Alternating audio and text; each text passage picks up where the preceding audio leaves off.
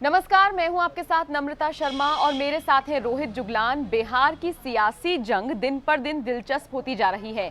जैसे कि हम शुरुआत से ही कहते आ रहे हैं कि कई ऐसे प्रमुख चेहरे हैं जिनकी साख दांव पर लगी हुई है और इन्हीं में से एक है नीतीश कुमार। और जिस तरह की तस्वीरें रोहित नीतीश कुमार की रैली से सामने आ रही हैं, आपने भी वो वीडियो देखी ही होगी, किस तरीके से प्याज उनके ऊपर फेंके गए हैं, किस तरीके से विरोध उन्हीं की रैलियों में हो रहा है। इससे पहले लालू प्रसाद यादव के नारे नीतीश कुमार की रैली में लग रहे हैं। तो ये एक ऐसी तस्वीर निकल कर आ रही है जो जेडीयू की चिंता को बढ़ा रही है। शायद यही वजह है कि अब जो विपक्षी दल के नेता हैं वो ये कह रहे हैं कि पहले फुल, फिर हाफ और अब साफ नीतीश सरकार।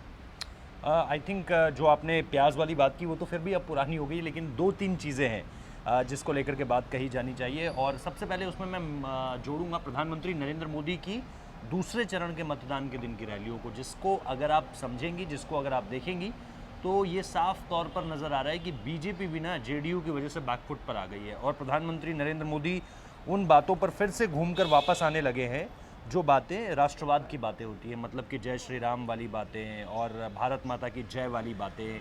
इन सारे नारों पर प्रधानमंत्री के वापस आने का मतलब ये है कि लोग बता रहे हैं उन्हें, उन्हीं के लोग उन्हें ये बता रहे हैं कि ग्राउंड पर जो है वो नीतीश कुमार के साथ ऐसा ऐसा हो रहा है, तो हम मुद्दों की राजनीति नहीं कर सकते हैं। क्योंकि आप नीतीश कुमार की रैलियों को सुनिए, वो अपना काम नहीं बता रहे हैं, वो बता रहे हैं 370 के बारे में बता रहे हैं, जिसके वो एक वक्त पे खिलाफ थे, है ना, सीए के खिलाफ थे वो। उन्होंने बोला इस पे तो संसद में चर्चा होनी चाहिए, लेकिन उसी सीए को वो कामयाबी गिना रहे हैं, वो गलवान को कामयाबी गिना रहे हैं, वो सर्जिकल स्ट्राइक, एयर स्ट्राइक्स के बारे में चर्चा कर रहे हैं। वो उन्होंने क्या किया, बिहार के अंदर 5 साल में क्या हुआ, इसको लेकर के नीतीश कुमार कोई चर्चा नहीं कर रहे हैं। अच्छा, प्रधानमंत्री नरेंद्र मोदी भी अपनी रैलियों में अपनी ही बातों का जिक्र कर रहे हैं, मतलब जो उनकी सरकार की, जो केंद्र सरकार की कामयाबियां हैं उनका जिक्र कर रहे हैं। वो ये नहीं बता पा रहे कि बिहार में नीतीश कुमार ने पिछले 5 सालों में क्या किया।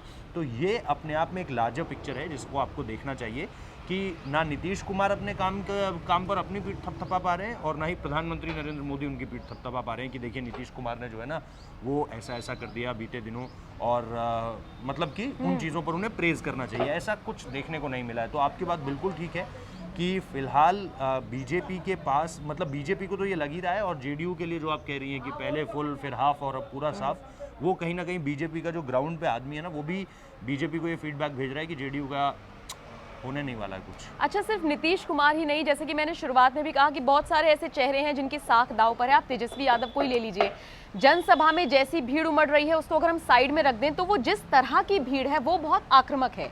जिस तरीके के नारे लग रहे हैं तो ऐसा लग रहा है कहीं ना कहीं बिहार की जनता को कि अभी तो ये सरकार में आए भी नहीं है और अभी से इतनी आक्रामक भीड़ जुट रही है। तो फिर लोगों को वही 15 साल पहला वो लालू यादव का पूरा वो जंगल राज जैसे कि हम बोलते आए हैं, जैसे कि नीतीश भी निशाना साध रहे हैं, वो लोगों के मन में एक छवि बन रही है। और ऐसा तो नहीं कि तेजस्वी यादव को इस भीड़ का नुकसान हो।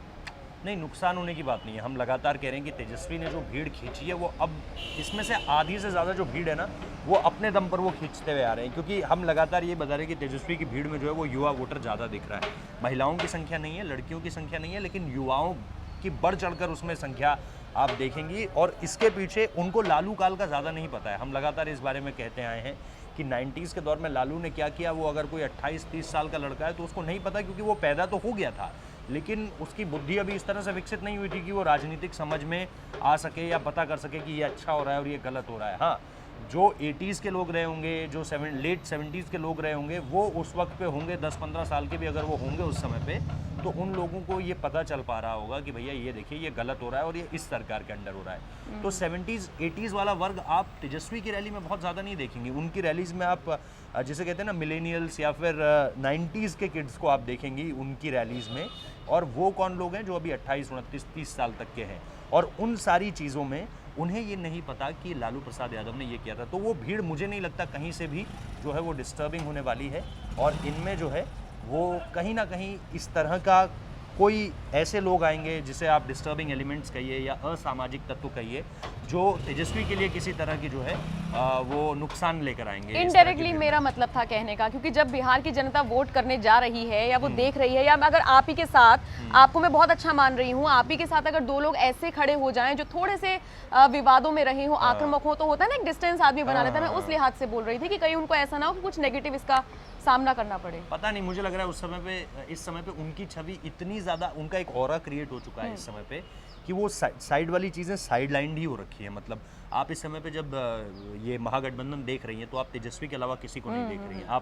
आप ना राहुल गांधी को उनके साथ बहुत ज़्यादा देख रही हैं, या उनको राहुल गांधी के साथ बहुत ज़्यादा देख रही हैं, या फिर वाम दल के नेताओं को उनके साथ देख रही हैं, या फिर किसी और ऐसे डिस्टर्बिंग एलिमेंट को देख रही हैं जो आकर कहीं ना कहीं तेजस्वी इस वक्त पे अपने आप अपनी पूरी की पूरी ये महागठबंधन को लाद कर अपने साथ चल रहे हैं। और मुझे नहीं लगता कि कोई भी साइड लाइन वाला चेहरा उनके सामने इतना ज़्यादा हावी है जिसको लेकर के ये कहा जाए कि यार तेजस्वी के साथ ना ये चेहरा भी दिख रहा है इसलिए इनके वोट कट जाते हैं। मुझे लगता है उनका अपना ऑरा बहुत ज़्यादा है इसको। जैसे आपने ऑरा की बात की है तो मुझे एक चीज़ बहुत अच्छी लगी उनकी, अभी जो मैं ये नीतीश की रैली में जो प्याज फेंकी गई हैं, अभी कल ही ये वीडियो आया, हो सकता है 1-2 दिन पुराना हो, ये वीडियो कल ही आया है।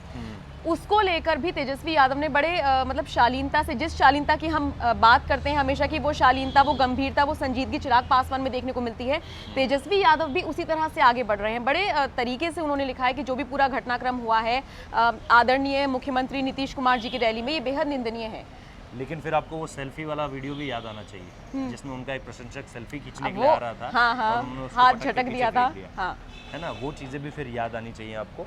ये चीज़ देखिए, ये चीज़ें अपने आप में बहुत क्या कहें, मतलब अगर आप अपने कार्यकर्ताओं के साथ इस तरह का व्यवहार कर रहे हैं तो फिर आपका कार्यकर्ता क्या ग्राउंड पे क्या मैसेज जाएगा। अगर आप अपने कार्यकर्ता की इज्जत नहीं कर रहे तो फिर आप अपने वोटर की इज्जत कैसे करेंगे। दूसरी बात ये कि जब आप मुख्यमंत्री के लिए लिखते हैं तो आपको पता है कि ये ट्वीट जो है ये पब्लिकली बहुत जगह जाने वाला है, तो फिर आप उसमें सारे के सारे सैल्यूटेशन घुसेड़ देते हैं। आदरणीय भी लगाएंगे, फिर आप माननीय भी लगाएंगे, सब चीज़ें लगाएंगे। लेकिन जब आप ग्राउंड पे हैं, मतलब असली परीक्षा तो वही है ना कि आप अपने कार्यकर्ताओं से किस तरह से बात कर रहे हैं, आप अपने वोटर्स से किस तरह से बात कर रहे हैं। तो हो सकता है कि कार्यकर्ता ही था, ऑब्वियसली वो कार्यकर्ता ही था, तो ना रहा वो कार्यकर्ता, वो फैन रहा। नहीं, ऐसा होता है ना कि भीड़ में नहीं चलो टॉलरेट कर पाए, हालांकि वो उसका मैं तो सपोर्ट नहीं कर रही हूँ, उसका मैं सपोर्ट नहीं कर रही हूँ कि आप उसे इस तरीके से झटक दो। मैं बस बता रही हूँ, मैं पूछ रही हूँ कि जरूरी लेना कि इतनी का पक्ष लेती हुई नजर आ रही है। मैं तेजस्वी का पक्ष मैं ये नहीं कह रहा हूँ कि रोहित, तेजस्वी के पक्ष में लड़कियां दिख रही हैं, आपसे उनकी शुरुआत हो रही है। नहीं, ऐसा नहीं है, मैं एक जनरल बात ये बोल रही हूँ कि एक कोई फिल्म, ऐसे तो फिल्म स्टार्स के साथ भी देखने को मिलता है ना, देखिए कितनी भीड़ होती है, जो झटक देता है, जाहिर सी बात है फिर उसकी एक उसकी पीआर एजेंसी को उसकी इमेज बिल्डअप करने में थोड़ा और टाइम लगेगा, या फिर उसकी पीआर एजेंसी को उसको ये मैसेज कन्वे करना पड़ेगा कि आप कितने भी ज्यादा गुस्से में हो, आप इस तरह से आप इस तरीके से नहीं कर सकते। ठीक है, हाँ। ये आपकी जो इमेज है, जो सोशल मीडिया की एक इमेज होती है, उसी का ख्याल रखते हुए तो ये सारी की सारी चीज़ें की जाती है ना। तो उसके बाद आपको क्या लगता है, तेजस्वी को बताया नहीं गया होगा कि आप ऐसा नहीं कर सकते? बहुत बताया गया होगा। हालांकि लालू प्रसाद यादव होते तो शायद कोई उन्हें डांट भी देता, लेकिन अभी कोई इस हैसियत में नहीं है कि उन्हें डांट सके। तो देखिए, एक तरफ नीतीश कुमार का थोड़ा सा, मैं कहूँ थोड़ा सा नहीं, बहुत ज़्यादा सा डाउनफॉल देखा जा रहा है, एक तरफ तेजस्वी यादव के साथ भी कुछ ना कुछ नेगेटिव फैक्टर्स जुड़ रहे हैं। अब रोहित क्या माने कि चिराग पासवान फ़ायदा उठा ले जाएंगे? आई थिंक चिराग, अगर आप दोनों स्थितियां देखें ना तो दोनों तरफ से नुकसान ही पहुंचाते हुए नजर आ रहे हैं, जो हमें ग्राउंड से रिपोर्ट मिल रही है। हमने आपको इस बारे में पहले भी बताया था कि किस तरह से पहले जेडीयू को लग रहा था कि उनका नुकसान है, लेकिन जेडीयू के नुकसान के बाद अब बीजेपी को भी ये लगने लगा है कि चिराग पासवान, या जेडीयू की वजह से, देखिए सिंपल सी बात है, एलजेपी की वजह से जेडीयू और बीजेपी अलायंस में कन्फ्यूजन क्रिएट हो रहा है। वोटर्स के जहन में ये बात है कि क्यों ना, आमतौर पर तो बीजेपी के खिलाफ एलजेपी ने अपना कोई नहीं उतारा है, लेकिन जेडीयू के अगेंस्ट उन्होंने जहां जहां भी उतारा है ना, वहां पे क्या लग रहा है लोगों को कि जेडीयू पे जाएं या एलजेपी पे जाएं, क्योंकि जेडीयू वाले तो एनडीए के अलायंस में हैं, और एलजेपी सीना ठोक कर ये कह रही है कि हम तो चुनाव के बाद बीजेपी के साथ जुड़ेंगे। अच्छा, प्रधानमंत्री के मुंह से अभी तक एलजेपी के बारे में कुछ निकला नहीं है, तो लोग अभी भी इस कंफ्यूजन की स्थिति में हैं कि हम जेडीयू को वोट करें या ये जो प्लान बी है जिसके बारे में सबको पता है लेकिन किसी को नहीं पता है, जो बहुत साफ नहीं दिख रहा है, लेकिन सबको पता है कि ये होना है अगर नंबर्स नहीं आते हैं, और नंबर्स नहीं आ रहे हैं, जेडीयू के पक्ष में नंबर्स नहीं आ रहे हैं। ये पहले चरण के मतदान में भी दिख गया साहब, वहाँ पर एलजेपी ने जेडीयू को काटा है, ये पूरी तरह से स्थिति क्लियर हो चुकी है। यहाँ पर कल जो दूसरे चरण का मतदान हुआ उसमें ये तस्वीर निकल कर आई है कि आप भूल जाइए जेडीयू किसी तरह से कोई बड़ा नंबर हासिल कर लेगी इस चुनाव में, ये तस्वीर वहाँ से निकल कर आई है। तो ऐसे में लोग एलजेपी को लेकर कंफ्यूज है, और अब जो सीमांचल में चुनाव होंगे, सीमांचल का जो आखिरी हिस्सा है उसको लेकर के अब ये कंफ्यूजन बना हुआ है, ये ऑलरेडी एग्जिस्ट कर रहा है और ये और स्ट्रांग होगा। लेकिन इससे क्या बीजेपी को नुकसान होता हुआ दिख रहा है, ये क्योंकि सबसे बड़ा सवाल यही है। जेडीयू को तो नुकसान होना ही होना है, लेकिन इससे अगर बीजेपी को नुकसान होगा ना तो फिर बीजेपी अपना फायदा ढूंढ ही लेगी। नहीं, फायदा बीजेपी के पास तो बहुत सारे ऑप्शंस है, शुरुआत से ही आप बताते आ रहे हैं। फायदा तो ढूंढ लेगी, लेकिन बीजेपी की पहली चॉइस क्या होगी नमिता? पहली चॉइस तो यही होगा ना कि हम जिसके साथ गठबंधन उसी के साथ रहें, उसी के साथ रहें, और जिसके लिए हम प्रचार प्रसार कर रहे हैं, आउट एंड आउट नंबर लेकर आए, है ना। पहली प्रायोरिटी तो यही होगी। नहीं होता है, नहीं हो पाया, वो फिर अलग बात है कि फिर तो वो डायलॉग है ना कि जो मैं बोलता हूँ वो मैं करता हूँ और जो मैं नहीं बोलता हूँ वो मैं डेफिनेटली करता हूँ। तो जहाँ बीजेपी के लिए सोशल मीडिया पर चल रहा है कि जहाँ वो जीतती है वहाँ तो सरकार बनाती है, लेकिन जहाँ वो हार जाती है वहाँ डेफिनेटली सरकार बनाती है। तो ये उसी तरह से चीज़ें आगे बढ़ रही है। तो बीजेपी चाहेगी यही कि एलजेपी हमें नुकसान ना पहुंचे। अब उसके लिए प्रधानमंत्री अपनी स्ट्रैटेजी में बदलाव करेंगे मुझे नहीं लगता है, लेकिन कुछ ना कुछ बदलाव तो आपको देखने को मिलेगा तीसरे चरण के मतदान से पहले। तो देखिए तीसरे चरण का मतदान होना है 7 नवंबर को और 10 नवंबर को तस्वीर सामने होगी कि जितना भी समीकरण अभी दिख रहा है एक्चुअल में वही निकल कर आता है या फिर कुछ और तस्वीर निकल कर सामने आती है। बहुत बहुत शुक्रिया रोहित मेरे साथ जुड़ने के लिए। आपका भी बहुत शुक्रिया। कमेंट करके बताएं क्या कुछ सोच रहे हैं, कैसे देख रहे हैं बिहार के चुनावी घमासान को।